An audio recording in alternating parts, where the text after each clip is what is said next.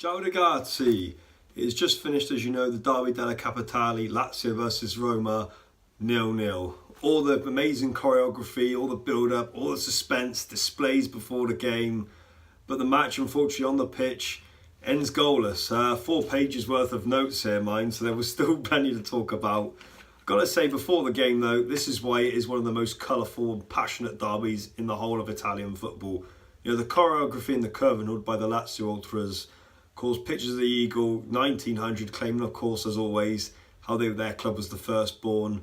At the other end, on the Curva Sud, the Roma end, the Giallorossi, the Roma ultras, displaying how the wolf is a symbol of Rome, just like all the other famous monuments in the city, the Colosseum, San Silvestro, the Vatican, you name it. Unbelievable before the game, that is for sure.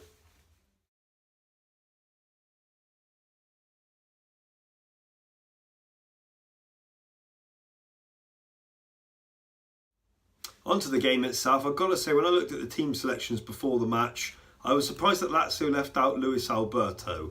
Now, I think we know the reasons why he was left out, but you know, in a game like this, you know, you're locked on third place. A game you need all your strongest players, you field your strongest team. I think Simone Inzaghi made a bit of a gamble leaving him on the bench. Roma, of course, went with Schick and Dzeko up front. That, of course, overthrew Barcelona's lead the other night. As for the game itself, I mean, it was a bit of a strong start from Lazio. The Biancocelesti were on top. In 6 minutes, you know, Ciro Immobile gets into the box. He loses his footing. Roma don't clear it. Marco Parolo comes running in and out of nowhere, unmarked, unchallenged, but his shot goes high and wide. I'm certain if that had been on target, that would have been in the net and Lazio would have been 1-0 up.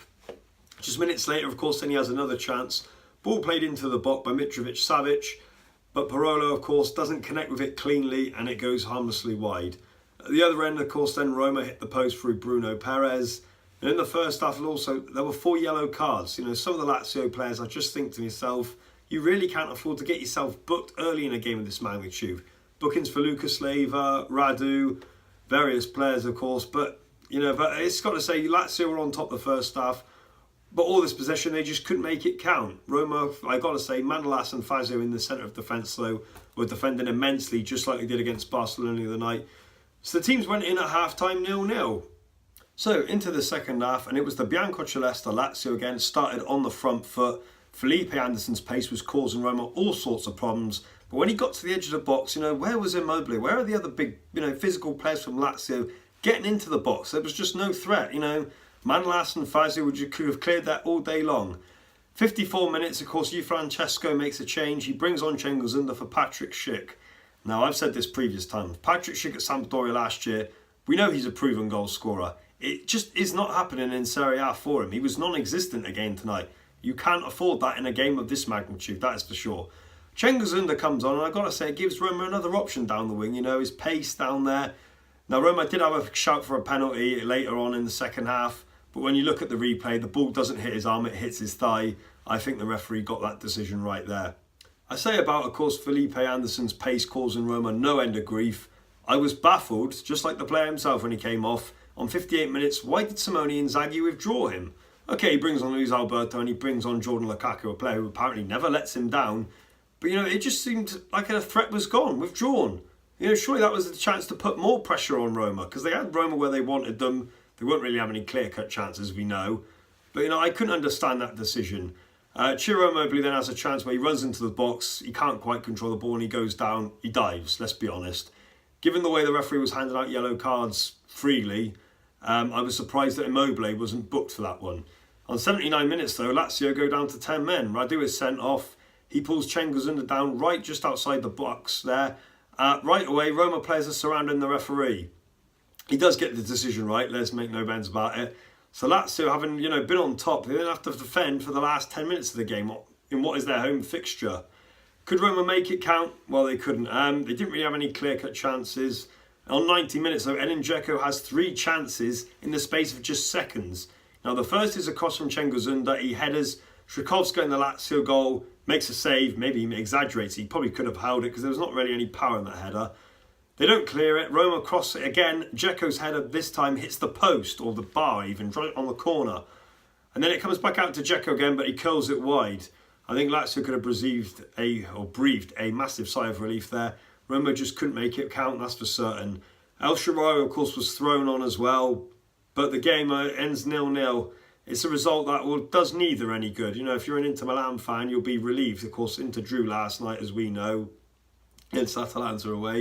You know, this was a chance for either side to put themselves, not only out of the bragging rights of the derby Della Capitale, obviously, and the rest of it, but put themselves 3 points ahead in that quest for third spot. You know, there's more games, of course, during the week now as well, so there's more fixture. This result doesn't really do any side any favours, that's for sure. You know, it's the derby, you've got to win it, but as well as the position in the table, it's a missed opportunity for both sides, that is for certain. Despite the match being itself a letdown, I've got to say this is why I love the Derby della Capitale. It's why it's Italy's most passionate and colourful derbies. The choreography before, during, even after the game, you know, and the fans constantly waving their flags throughout the game. Every time either player touches the ball, you can hear cheers and whistles at once. There's nothing like it. And this is a derby that will never lose any of its edge. Hopefully one day, if we're given our safety, if we can go to one of these games, we've got to do it. You know, it's not about the Scudetto or anything. It's about the pride of the city, the bragging rights, the ownership. And I've got to say, there is still, regardless of tonight's result, there is nothing like Lazio versus Roma. Elsewhere in Serie A today, though, there was another twist in the Scudetto race. Napoli, of course, went to the San Siro, drew 0-0 against AC Milan. Donnarumma making a fantastic save to deny Napoli right at the end. But Juventus then beat Sampdoria 3-0 at home. They are 6 points clear. Now, of course, there is fixtures during this week, but it is the big one next week, as we know. Juventus hosting Napoli at the Allianz Arena. And I've got to say, I think this fixture is now definitely going to decide the destination of the Scudetto, although it is looking for 7 in a row for Juventus. So thanks for watching this episode of Talk Calcio TV on a night which was full of passion, display, colour. But the Derby della Capitale ended 0-0 between Lazio and Roma. Tell us what you thought of tonight's game. Like, comment below. Don't forget to subscribe, Talk Calcio TV. Even hop over to our Facebook page and give us a like. Check out our work on Instagram and Twitter. We will speak to you, of course, during the week and have our build-up to next week's big match. That is Juventus hosting Napoli. Arrivederci. Ciao.